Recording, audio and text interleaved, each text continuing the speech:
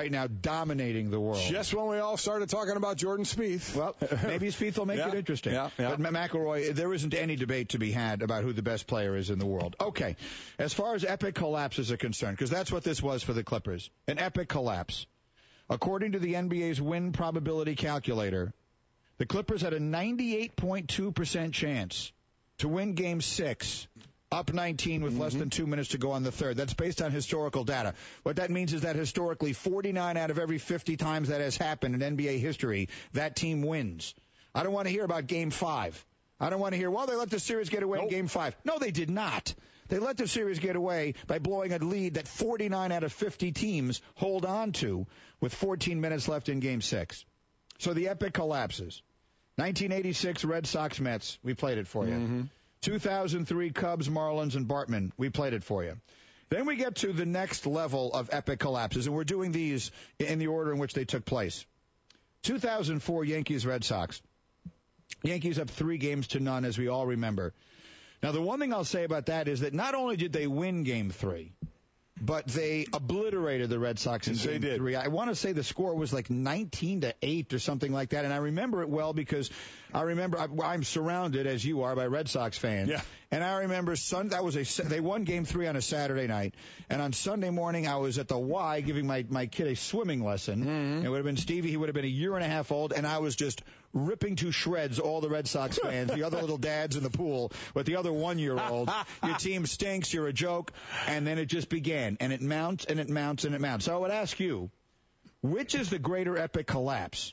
To be up 3-0 or to be in a position to close out one of the other games and let it get away the way it happened here? To me, I think up 3-0.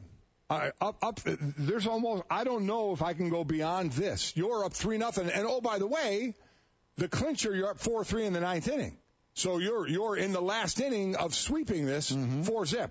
Ortiz hits a walk off an extra, and then we go from there, and they lose 4 straight. But to me, all you have to do is even you lost that game when you were an inning away from winning. You still only had to win one more game, and you couldn't 3 more times. So it's going to take a lot to beat that. It's a week that of course, we'll never forget. The way it starts to build on itself, and the way the Yankee pitching lined up to where they wound up in Game 7 and the Damon Grand Slam and everything else. Yes, it started to feed on itself. To me, however, I think that would not be my number one. I think my number one is Texas in the World Series of 2011. Texas was 1 strike away from winning the World Series twice in Game 6. And I remember we were in Philadelphia for that, doing a football show. Right. This game was played on a Thursday night, and we were doing a Football Friday show. Remember, Andy Reid came by and brought us cheesesteaks. I remember. And all we talked about was this. It was unbelievable. Belize has the sign he wants. Freeze waiting. The 1-2 and a fastball hit to right field. Going back is Cruz, and it is off the wall. It bounces back toward the infield. Pujols scores. Berkman scores. Freeze into third. It's tied. Freeze leading it off. Crowd in a frenzy. 3-2, a swing and a high fly ball. Center field. It is gone. I remember the discussion the following morning. Great calls by our buddy Dan Schulman. The discussion the following morning is, was it the greatest baseball game ever played? To be in that stadium and see what went on there when you were so close to being done, and to see that comeback right when you're basically on life support had to be an unbelievable. It's one of those where there's going to be 200,000 people that end up saying they're there 10 years from now. So you're a strike away. So if everyone who remembers that game, you got all the players on the edge of the dugout just ready to come running out there and celebrate twice, and lost Game 7. Remember, that wasn't it. Right. They had to go on and play one more game. And they had one more game, and you just knew the Cardinals were going to win that game. Well, yeah. You come back from that level of the dead. So that really is, to me, the other questions. Now, the other ones that were put on this was done, nice research here that was done by Ryan Feldman on this. And the other one that he put on here was the Capitals and the Rangers just last week. Right, yeah. When the Rangers were down 3-1 and down a goal with less than 2 minutes, scoreless, down 1-0 in Game 5 in their own building, ultimately came back, scored the goal there, won that one in overtime, and then won 2 more one-goal games because that's all they do. Again, a stalemate. Now the Rangers control. Yandel out for Girardi. A drive. Stop. Rebound. Score. Rangers are headed to the Eastern Conference Final. So that's where that ultimately ended. So is that a same level of collapse? It probably is. These things have to sort of be sorted out, I think, by where they take place.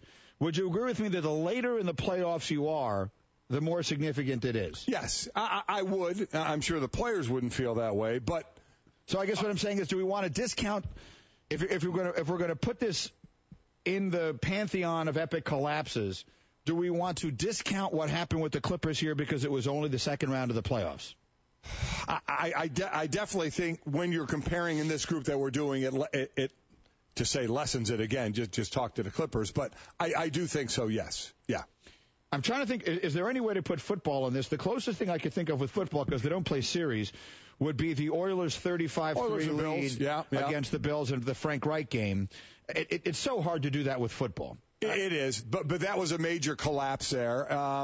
But it's within the framework of one game. Yeah, and that's what you do. And as far as going into a game with was it still the greatest point spread, the 18-0 Patriots, and then losing to the Giants? I don't think that the point spread. I think that you mean in the championship game in the Super Bowl. I think Super Bowl III. I think the Jets and the Colts in Super Bowl III remains the single biggest point spread. Because I think this look. Yeah, I know that was obviously with Joe Namath and the upset, but this for I guess more obviously our era.